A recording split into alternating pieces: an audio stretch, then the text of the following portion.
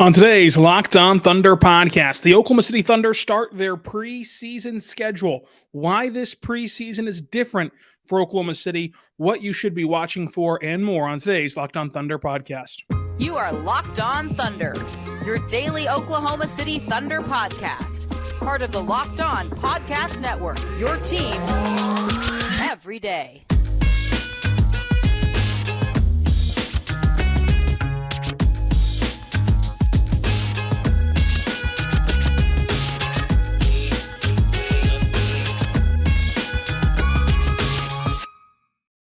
Let's get it going on the Locked On Thunder podcast, on the Locked On Podcast Network, your team every day. I am your host, media member, and editor-in-chief over at thunderousintentions.com, Rylan Stiles. Follow me on Twitter at Rylan_Stiles. Follow the show on Twitter at LOThunderPod. You can even text the show, 405-963-3686. On today's show, brought to you by Game Time, the OKC Thunder open up their preseason schedule today.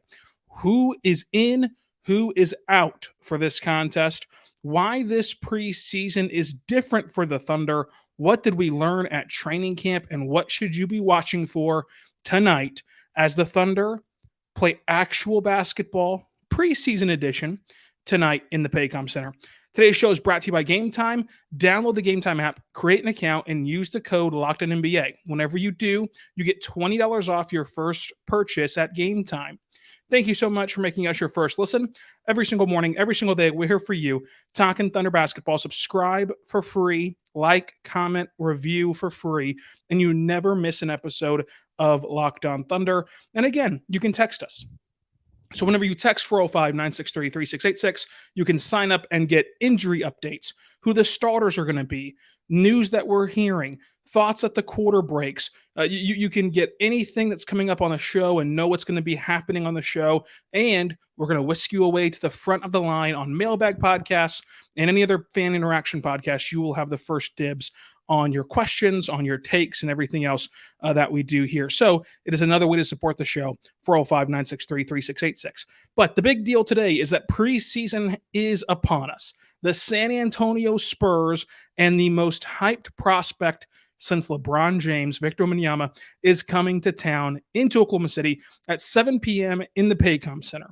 This game is going to be streamed on the Thunder app and website. It'll be the same Bally Sports crew, but it'll be free on the stream for the Thunder app and website. I don't think it'll be on traditional television, just through the app, which is typical for their preseason. Now, at practice today, Mark did say that SGA is out just with rest, but Vasilije Micic is out with an ankle sprain, and he is considered day-to-day.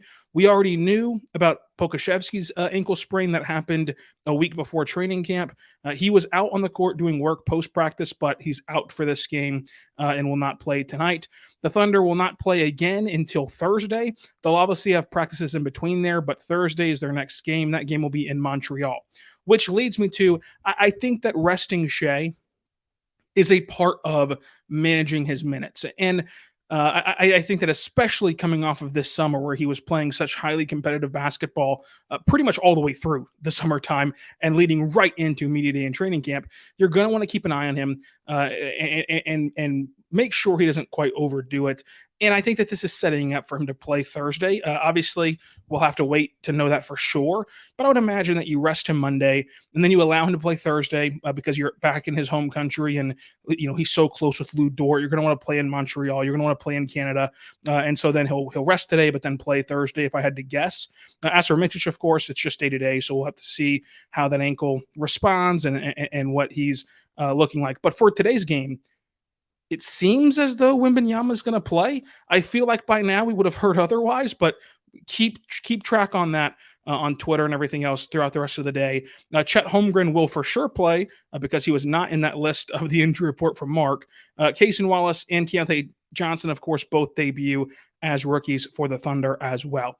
And so when you're looking at preseason, I know it's easy. We're in the middle of football season and it's you're not quite ready to turn the page to basketball, but this preseason is a bit different for the Thunder because frankly, there's no more throwaway players. With all due respect to these players who are about to name, there is no combination of players where there will be lineups in the preseason, even as you only play your regular guys, 15 or so minutes.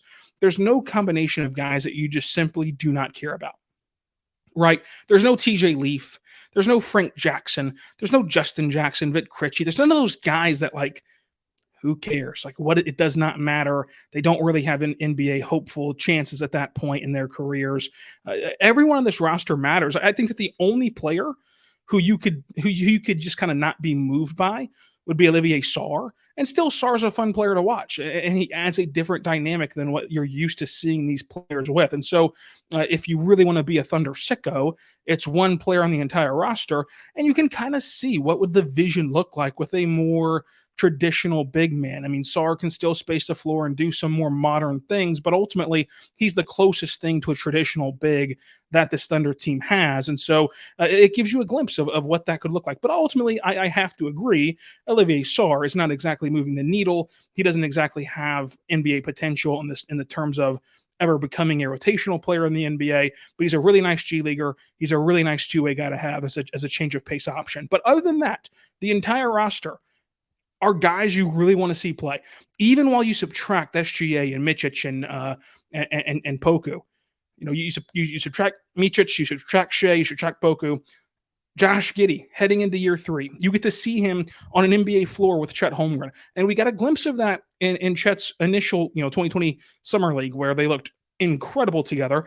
Now you're back seeing them run pick and roll, pick and pop stuff. You're going to get a clip from Chet and Giddey, if not multiple clips from Chet and Giddey, that will circulate through Thunder social media for the rest of the week, for the rest of the month, really, until the regular season starts.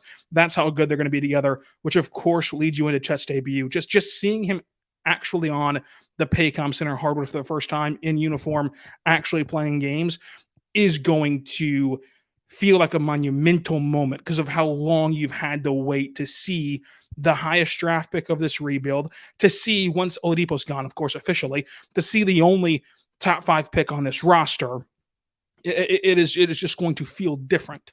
And then you get into the nitty gritty of J-Dub adding so much strength. And we'll talk about what Mark said about J-Dub's added strength coming up, because it should make you very, very, very excited. So you have J-Dub and his added strength. You have Cason Wallace, who's now, with the subtraction of SGA and Micic, is now going to get more on-ball and off-ball reps and be put in a variety of roles. He already was going to get that, but it's even heightened now because you have to take some reps away from Shai and Micic.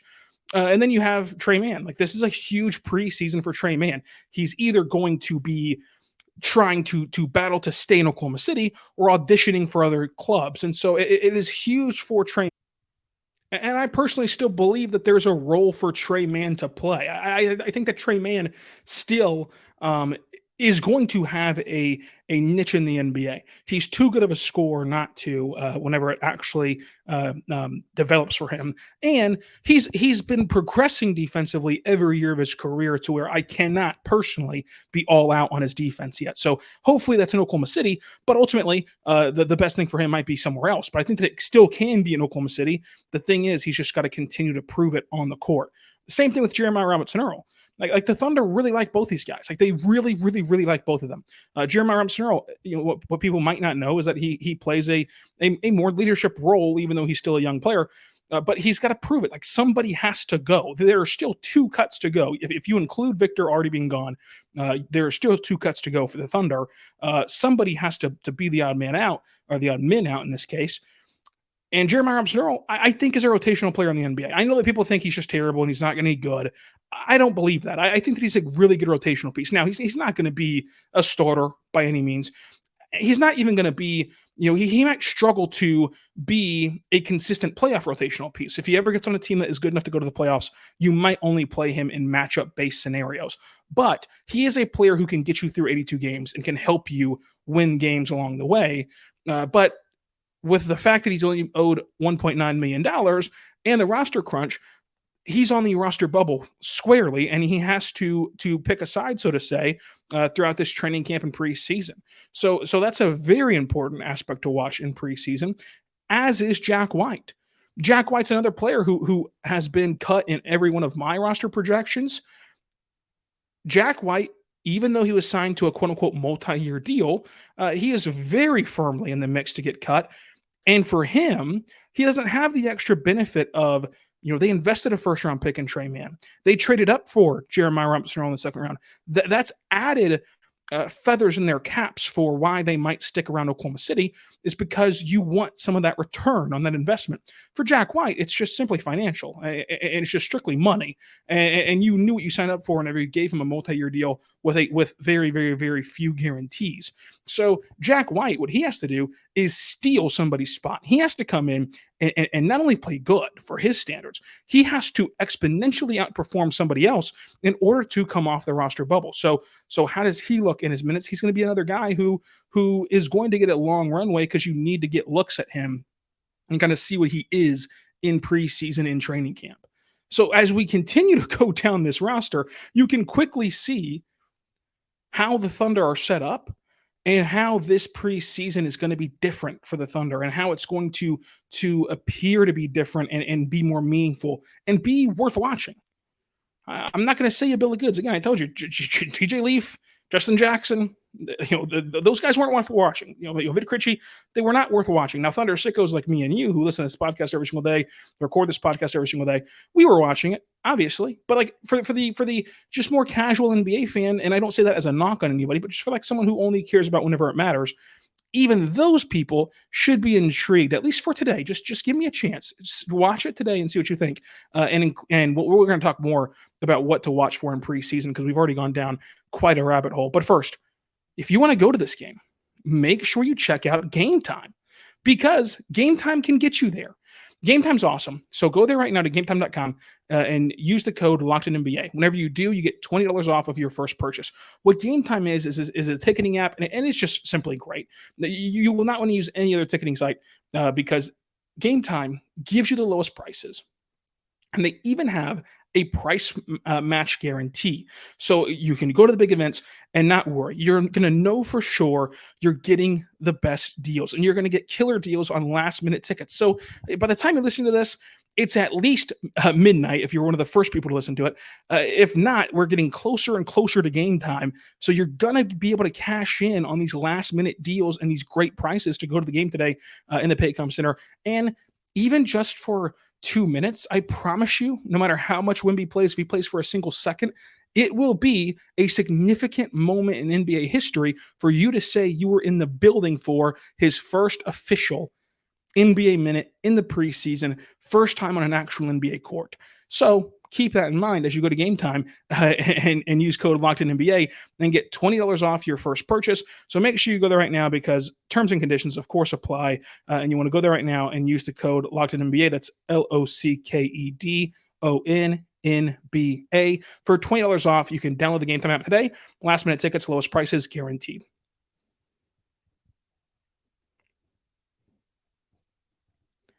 We're back on the Locked On Thunder podcast, on the Locked On Podcast Network, your team every day. Thank you so much for making us your first listen every single morning, every single day. We're here for you, talking Thunder basketball. So we've mentioned how this preseason will look different. You have no throwaway players because even your one that you can point to and say it's Olivier Sarr, again, he provides such a different element than what you're used to seeing this Thunder core with, that it's worth I'm paying attention whenever he's on the court. But you continue to go down the roster. Keyontae Johnson had significant juice in the summer league, and the Thunder have a great track record of finding diamonds in the rough, finding two-way guys who they want to convert. Now, it's going to get harder and harder. As much as I really like Keyontae Johnson, and I really believe he can play, I think that this is a really good pickup for the Thunder. It's going to get harder and harder to start converting these deals because you're running out of roster spots. You're going to continue to add first-round picks. You're going to continue to add talented players. And the roster spots are no longer as readily available. However, Keyontae Johnson still has the opportunity to play his way into a roster spot. You're running out isn't the same as out. And I think that we get confused on that. I think that especially national media gets confused on that. Yes, you're coming up to the point where you have so much depth, and it's such a great thing that you have to be very selective of who you invest in, who you pick to continue on with, et cetera, et cetera. But you're not there yet. You're just now happening to get there. So Keyontae Johnson is still in line for the opportunity to have his two-way deal converted, and it can start in the preseason. And And I think that this Thunder team will have such competition through it for minutes. I say this all the time, but it's true. You, me, and the man on the moon could all get together and compile a list of 10 names we think Mark absolutely should play every single night. And I guarantee you all 3 lists would be different. That's how competitive it is for minutes on this Thunder team. So a good first impression will go a long way. So watching Keyontae Johnson in an environment where he's for sure going to get NBA looks throughout this preseason process is important. Moving on to Lu Dort. You might be asking, what can Lu Dort provide in preseason? He's a veteran player. You kind of know what Lu Dort is. Lu Dort has acknowledged the problem. He's acknowledged that he has to get more efficient. I don't think it's any surprise that in the same day that Lu Dort mentioned how important it is for him to be an efficient player, Mark also talked about how you're not going to play here, you're not going to be here, you're not going to be a Thunder guy if you can't be efficient. So there seems to be a firmly conveyed message that efficiency is the name of the game. And Lu Dort specifically talked about how he has to get more efficient around the rim. He has to slow down on drives. He's got to be more under control going to the rim. There's no SGA. There's no Micic. You're going to get chances if you're Lu Dort. And you're going to get chances to score. And you're going to get chances to drive. This is your first stepping stone in proving that you can improve. I should say your second stepping stone. The first stepping stone in proving you can improve is at the FIBA World Cup. And honestly, he didn't show that. He did not show he could finish efficiently at the rim in the FIBA World Cup. Got a tad better, but not significant improvement.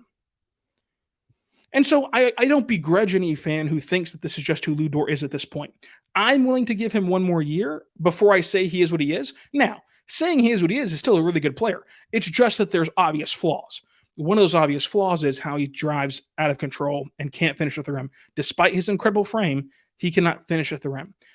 If he becomes able to finish at the rim, it can unlock so much of his efficiency, because you can then relegate him to being just a corner shooter. If you throw out that rookie year, then we have to remember back then, way back in 2019-20, the rules were different. Two-way players could not practice with the NBA squad. Those days counted against your 50 days. It was not games played. It was days in the NBA. So you weren't going to burn those days on practice. So Lu Dort played that good defensively and played that good for the Thunder and scored 30 points in the NBA playoffs without getting to practice for much of the year with the Thunder. That rule changed in the bubble, and then it got changed permanently to where now two-way guys can practice and it not count against them in terms of their NBA games played. So, throughout that rookie year, other than his rookie year, he shot 40% or better from corner threes. So he does have a role he can play efficiently. If he can add to that with great cuts and great rim finishes, then you turn this guy into a corner shooting finisher who can play lights out defense, and you've really got something as your fifth starter.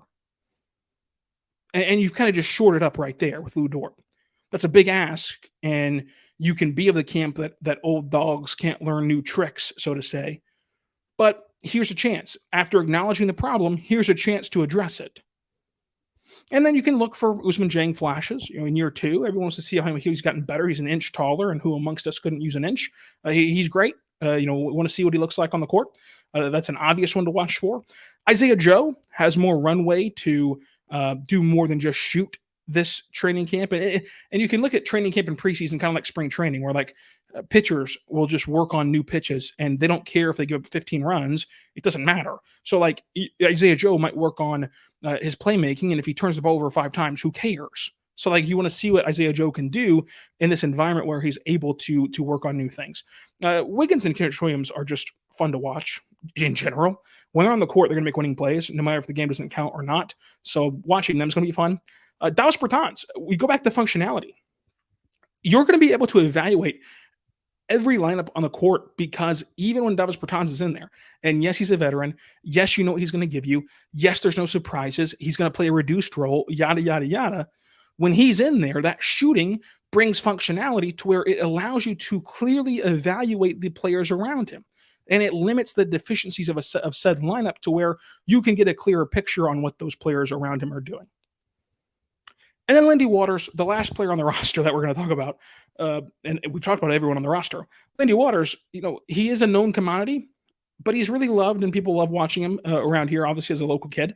The only thing I would say to watch for Lindy Waters is he has this rap of being a sharpshooter, and I've talked about this a lot. He's a sharpshooter in theory, right? He's got the knack for being a sharpshooter. He's got the attention for it in terms of the fan base, but he only shoots 35%, and that's not a sharpshooter in the NBA. I like Lindy. I love covering Lindy. I love talking to Lindy. He's great to talk to. He's fun to joke around with and everything.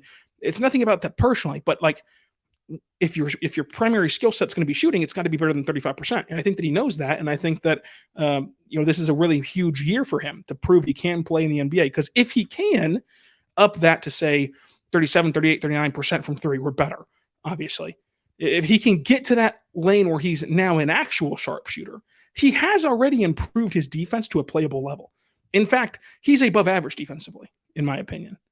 So no matter where it's at in the NBA, if he can just increase his three-point percentage and the amount that he makes his three-pointers at, his clip that he makes them at, then he will be an NBA player next year. It might not be in Oklahoma City, but he will be an NBA player. And he will be an NBA player, not on a two-way deal, like an NBA player, because that can really help you. And it goes back to JRE. It might not help you in the sense of the 16 games you need to win in the NBA Finals, but it will help you get to that point and get through the regular season. And he'll be another player who, if he can improve his three-point shooting, is a guy who can swing a series because he can have a 5-minute stretch where he plays great defense, deflects a couple passes, and knocks down 3 threes. So this is I think, make or break year for Lindy Waters and kind of determining what's his future. Is his future going to be a very, very, very team-friendly deal somewhere in the NBA and he's a rotational player? Or is his future going to be, hey, heck of a story, great person, go get buckets in the G League? And that's just kind of, if that's what you want to do, that's just kind of it. So it's a big season for Lindy, and it starts in preseason. It starts in preseason because you're going to get in front of a lot of scouts. You're going to get in front of a lot of teams. You're going to get in front of a lot of NBA action. That might be a little bit harder to come by once the year starts as a two-way guy. So it's going to be fun to see what that looks like. Now, coming up, what did we learn at training camp? What was said at training camp today that gets you very excited for where the Thunder are headed and what the Thunder are going to look like this year? We'll talk about that coming up. But first, I want to say right now about our good friends over at Jase Medical. Jase Medical is awesome because you want to make sure that you are protected in life in everything that you do, right? Everyone should feel empowered to care for themselves and care for their loved ones during an unexpected situation. And that's why Jase Medical offers the Jase case. The Jase case provides 5 life-saving antibiotics for emergency use, and it gives you that peace of mind that if something happens, you have access to the medication that you need in case of an emergency. Jase case gives you everything to make sure you have that medication on hand just in case. You want to make sure you have that peace of mind. Jase case is simple, and they handle everything for you online, from the evaluation with a licensed therapist to the medication delivery and the ongoing consultations and care. So do not get caught unprepared. Be prepared with Jase case. When you go there right now, you get $20 off of this life-saving antibiotics today. That's $20 off of these life-saving medications at Jase Medical by using the code LOCKEDON at checkout at jasemedical.com. That's JASE medical.com, code LOCKEDON.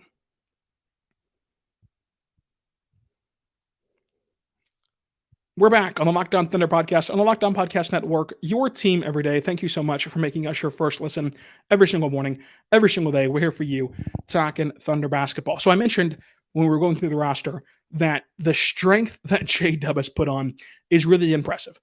You saw it in the USA scrimmages, like that he looked bigger and that he played bigger. He mentioned to Andrew Schlecht of Down the Dunk that he did get drug tested twice, quote unquote, randomly after those pictures came out of how much muscle he put on. But today after practice, we asked Mark what has been the biggest difference on the court. I believe it was Steve McGee who asked him. What was the biggest difference on the court that you're seeing from J-Dub with this new strength? And Mark rattled off how he's always been impactful defensively, and he's always been an efficient player. But the line that stands out is that Mark said that Jaylen Williams is now going through people physically at the rim. That is eye-popping. That is impressive. For a player who shot 70% at the rim, mostly on savvy cuts, but he also took contact and finished at the rim, but mostly on savvy cuts that are open, to now add an element where you can go through defenders physically and score at the rim, get the ball to go in, get fouled, get to the free throw line. We talk all the time. Getting to the free throw line is the difference in averaging 5 points to 10 points, 10 points to 15 points, etc.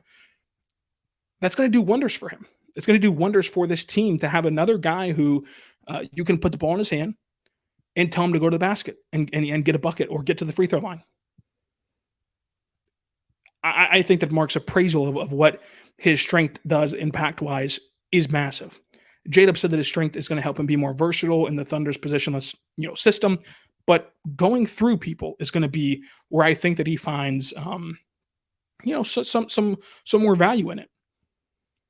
I think that the juice for today's game it is real. I think that the NBA world is going to be watching. You heard, if you listen to the Hoop Collective podcast, that Brian Windhorst of ESPN will be here in Paycom Center. That just shows you that this is gonna matter. As far as preseason games go, obviously it doesn't matter in the grand scheme of things, but this is a more anticipated, more hyped up preseason game than normal.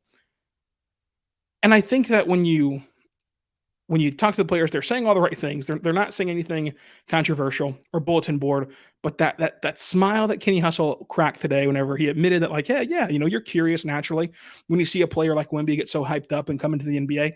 I think that you're going to see there is just a natural juice that gets added whenever you're going to face off with a player who has such high accolades and high standards put on him by the media. You want to show what you can do against a guy that caliber. And so no matter if it's just for 10 minutes tonight, it's going to be interesting to see Wemby play. And there's no hiding that. And there's no hiding that from the fans, from the media, from the players themselves. It's going to be fun. An update on HeadBand Gate, by the way, as I do some capital J reporting. Jalen Williams says that he likes his headband. I asked him how it's feeling so far in training camp. He likes it. It's here to stay officially. He has played with it these last few days at training camp, and it is officially here to stay. He told me it was on media day, but I didn't really believe him. I wanted to see how it felt on the court. It feels great on the court. It's here to stay. Now, Aaron Wiggins was up front with me on media day. He told me that, the headband, I'm not sure if it's for me. Going to try it out, see what it's like. During the media portion, he did not have it on. Now, we'll see what happens tomorrow, because if you didn't know, the practice happens, and then we get let in and we get to see the end of practice, where they're doing their shooting drills or doing some extra work with coaches or whatever. So then we get to talk to the players. So he could have taken the headband off during practice or after practice, but as of right now, there was no headband for Wiggins after practice today. We'll see if that continues on to tomorrow night. Now, getting back to more serious basketball, a few other things stood out about the young guys. So Mark said that Keyontae Johnson, and he said this twice in the same answer, is earning the respect of his teammates with how he plays. I spent all last week telling you that players are the first to know who's good and who's not. It does catch your ear that these players are respecting Keyontae Johnson and how he plays in practice. Again, uphill battle, two-way guy who's with a very deep roster. It's going to be hard for him to find minutes, but that stands out about what he can do. Wiggins was asked about Cason Wallace. And we've been asking everybody about Cason Wallace as just kind of the 10th overall pick and the highly talented rookie.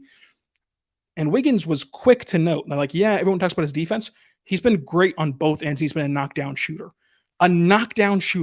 And what excites me about this is that from November 1st to February 1st, so over half of the college season, Cason Wallace shot 40% from three. Now, he ends up at 35%, and he dealt with some back injuries. He dealt with a positional role change at Kentucky that played into that. But for the majority of the season, Cason Wallace shot 40% from three.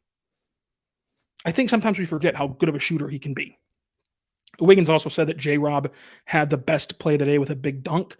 Maybe a hint at some more explosion back for Jeremiah, who we haven't really seen have that explosion since the injury in Dallas.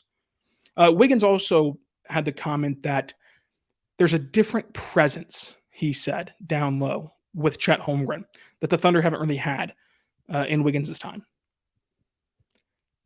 The players continue to hype up what Chet means for this team and what Chet adds for this team, and it is impossible not to get excited. So on tomorrow's show, we're going to, of course, recap this game. We're going to have every little detail from the preseason game 1. So subscribe for free across all podcasting platforms for that. On Wednesday's show, we're going to discuss the Western Conference because I am absolutely excited for this season. I think that the fans have to prepare themselves for the just all out, just ebbs and flows of this season, just as much as the team has to. But I think that the Thunder are well positioned to handle the peaks and valleys of this season. I'll tell you why on Wednesday. Thursday's podcast, we're going to talk with Mavs draft. We haven't had him on since the draft. We're going to get his thoughts on the Thunder rookie class. We're going to get his thoughts on what these young guys can develop into and where the Thunder stand from kind of an outside developmental approach. And then that'll be on Thursday. On Friday, we're going to recap this next preseason game in Montreal. So it'll be a lot of fun this week. Subscribe anywhere you get your podcast from, including on YouTube. Follow me on Twitter at Rylan_Styles. And you can always text the show 405-963-3686 for injury updates, starters, news you want to hear, updates at the quarter breaks of what we're thinking about the game, and you get moved to the front of the line on all of our fan experience pods. So check it out if you want to do that as well. And until tomorrow, be good and be good to one